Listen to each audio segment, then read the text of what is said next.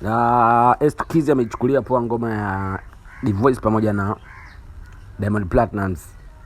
Kwanza kupiga midundo mithili ya ngoma za Mario kama Olua, Dunia, ngoma hizo hapo ndo bitilile pale. Sema hili limekaa kisingeli.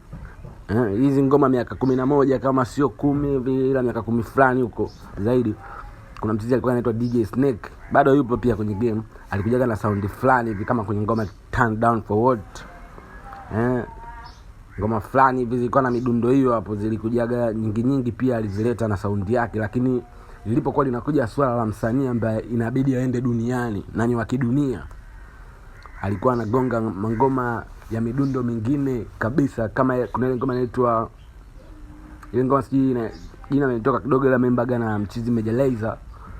Ukisikiliza ile mikito ya mle unaona kabisa huyo hapa kweli producer mkali DJ Snake yo namzungumzia. Lakini Estukizi kwa ngoma hii ambayo ni ya Diamond Platnumz, tena na ya mtoto wake kabisa ndani ya lebo kubwa, ngoma ambayo inaweza ikaenda kiafrika, ikaenda wapi sijajua imekaaje, kama anamweka kintertain amemweka kama yeki burudani sana kama Diamond. Lakini kwa swala la sound dogo ilibidi waonyeshe ni namna gani dogo ni mkali, kwa sababu ndo kwanza anaanza kupanguka mchizi Divoice.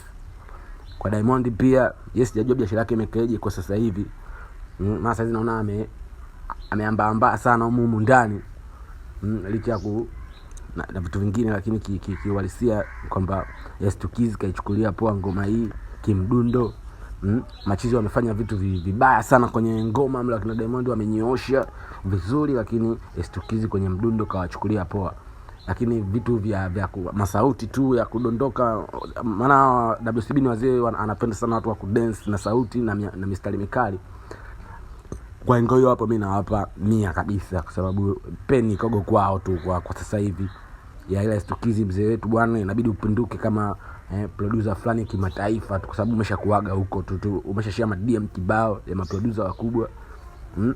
Sasa ni time za kudondoka na sound ambazo zinakutambulisha kama hivi hii kali. Lakini kwa msanii kama Diamond Platnumz wakija kurudi wanakuta kuna maolua na nini, kunakuwa hamna sababu tena za kufanya ngoma ionekane kubwa.